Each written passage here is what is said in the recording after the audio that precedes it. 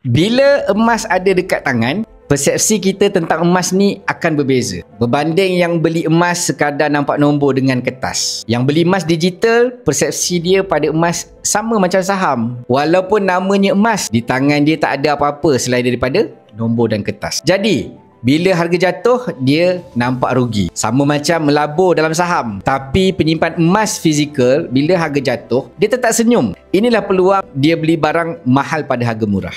Dia boleh dapatkan lebih banyak kepingan emas pada harga diskaun. Sebab target dia nak ada banyak emas, bukan nak banyak nombor. Bukan sekadar tengok nombor dan juga kertas. Yang tengok nombor, dia mula rasa risau bila harga emas jatuh. Yang sekadar tengok nombor, dia tak boleh feel emas tu adalah simpanan ataupun penyimpan nilai.